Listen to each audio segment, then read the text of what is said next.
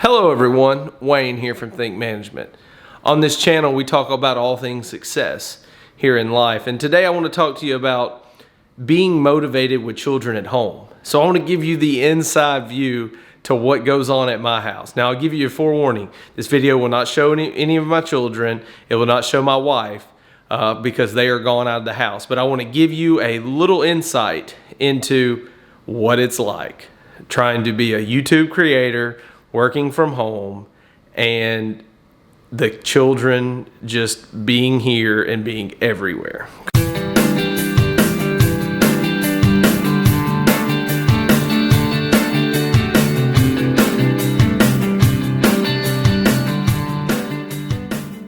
So welcome to my house. As you can see, there will be toys every single place in the house. There will be toys. And so we're gonna walk here into the kitchen, or into the living room, excuse me. And as you can see, toys, and more toys. So I'm gonna kind of spin you around here in just a second so you can see there are toys everywhere, each and every place. And I will say that there's probably not a room in the house that we don't have some toys. They are just everywhere. This is normal. This is what you have living in a house with two young boys, 3 years old, 7 months old, that they love to play. They want to have fun. I can show you outside here, outside the window. And as you can see, as the light shifted, basketball goal, little kiddie swimming pool. Kind of crazy, right? And so as the lighting comes back into focus right now, so as you can see, there are toys everywhere. So let's jump back into my office and let's talk about it for a second. All right, and some of you, if you can hear that, that was the dishwasher running. When my wife's gone and the children are gone, hey, you gotta take advantage of every opportunity that you get to get things done. Today I want to talk to you about being motivated when you have children at home. So first of all, I work from home. I make YouTube videos from home, and we have two young children at home, and my wife's also home as well. It can get chaotic, it can get hectic, it can just really just be kind of crazy sometimes. And I was approached by my friend after I made the last video that said, hey, why don't you make a video talking about the motivation for having children at home and getting things done? He said, you're obviously good at what you do. And I looked at him and said, man, you have no idea. I said, it's a struggle to get things done. It is so hard to be able to continually produce content that you think is good and that people want to watch, and it actually work out right. You know, so many times when you have children at home, I can come in here, I can sit down, I can start making a video, and then I hear them crying in the back room. I hear them, you know, kind of getting fussy, or I just hear them just making all kind of racket, and that it really distracts you from watching this video. Hey, such is life having children at home. But, you know, I want to share with you what we do and what specifically that I do to stay motivated while having children at home. First of all, it's hard. Don't get me wrong. There is no recipe that I can give you right now that will ensure that you will be motivated and that you will find time to get things done around your household and all your responsibilities. There is nothing that I can tell you other than make the best of your situation, figure out what works, and stick to it.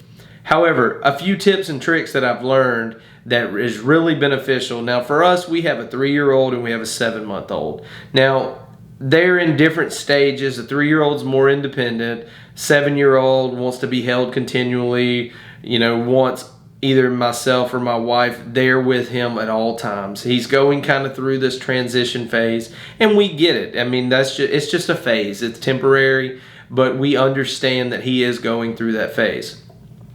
So one of the things that we've learned is that we must be very adaptive. We must understand that in order for us to stay motivated to get things done, because it's very easy to get caught up in the day-to-day responsibilities of washing clothes, doing the dishes, going to the grocery store, paying the bills, and things like that, that you really kind of forget and you lose your individuality with each other. You lose your sense of independence as a person, as an adult, and even that, and you also lose that relationship that you originally had even with your spouse. One of the things that my wife and I do is that we keep our sense of our individual self with one another. And now what I mean by that is, so I get up before anybody else in the house and go swimming or go running, and usually get back before anybody wakes up. When I do that, it helps me refresh. It helps me get some one-on-one alone time and really think and really kind of get myself prepared for each and every day. Now, my wife, she would find times typically to go get her hair done or nails or pedicure. And really, when those types of things were easily available, she would go on a regular basis.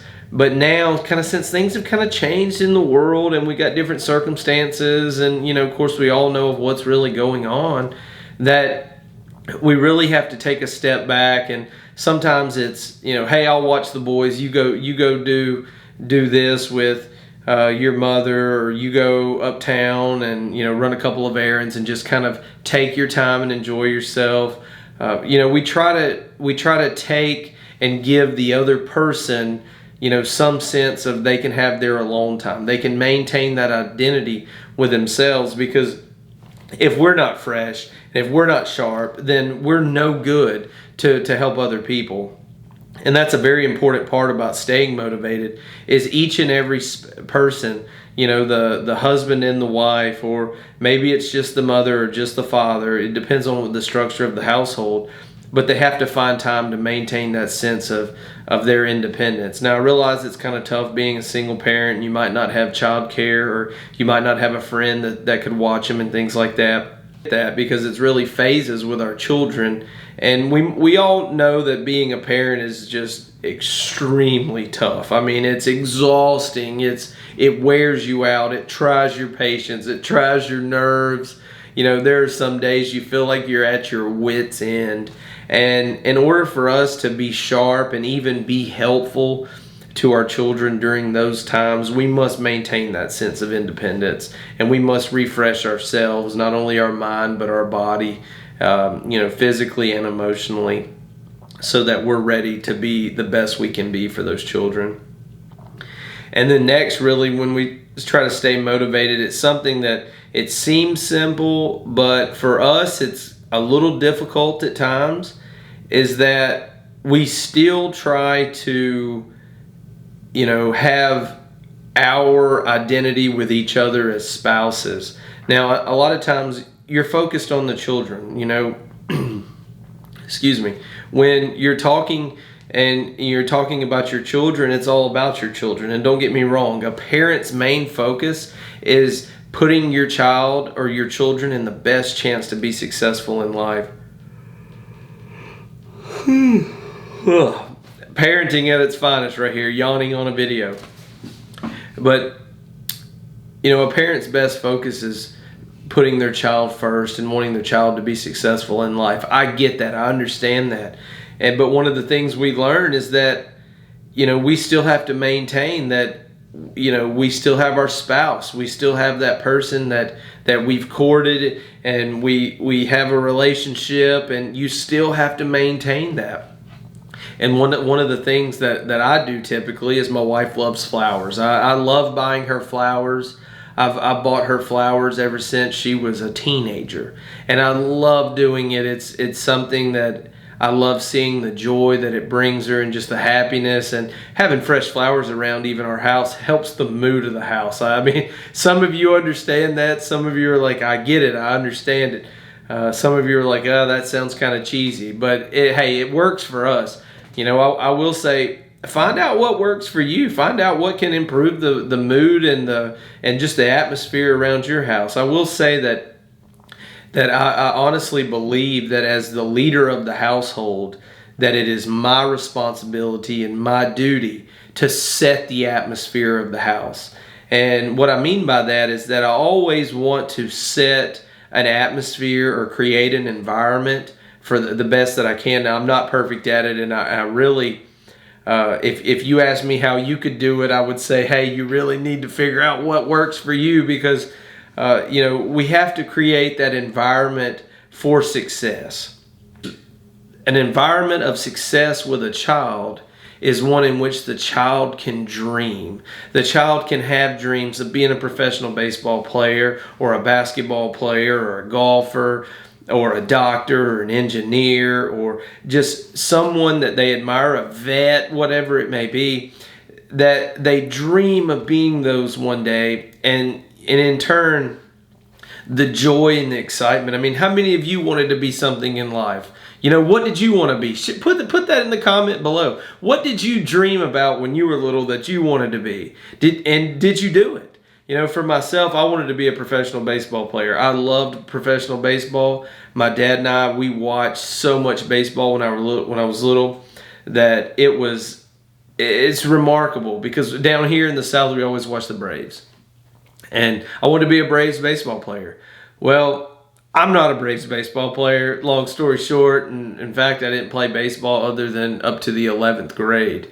That was one of those things that I had a dream, but I didn't work hard enough, and I wasn't committed enough to really make that happen, of trying to go and play in college and be a professional baseball player. I had other priorities in mind then, and it just wasn't in line with that. But a child that can dream, a child that has the ability to say, I want to do this and I want to do that, it creates such an environment for them that brings them joy and brings them happiness. I remember a story to where a man, he's adopted 4 or 5 children, and they asked him, and commended him on, hey, that's incredible that you've adopted those children.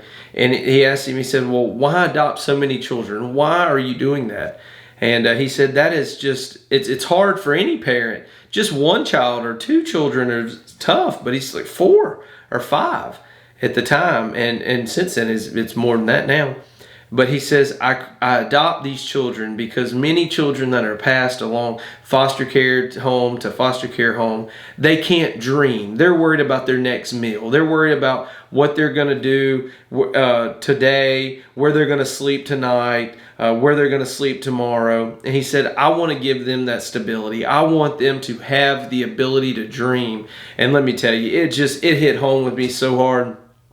I still get kind of emotional thinking about it, because as a father now of 2 children, I understand that. I understand the importance of creating an atmosphere for them to dream. And if you're out there today and you've adopted those children, I just want to say I'm proud of you. I'm with you. I'm with you that you've created that atmosphere. And sir, I'd look up to you, and I'm really thankful that you're open and sharing those thoughts with me, and you've allowed me to share them essentially with the audience here today. So thank you very much. And when you create this atmosphere as being the leader of the household, I think it's very important that you also create the atmosphere for your spouse to dream. Many times in life we get caught up with just the everyday tasks. Laundry, dishes, going to the grocery store, that we really lose our aspect of, as an adult, dreaming as well. What are your dreams now? Include that down in the comment box below too as well. My dreams just recently was starting this YouTube channel. Right now, I'll tell you that we have 7 subscribers.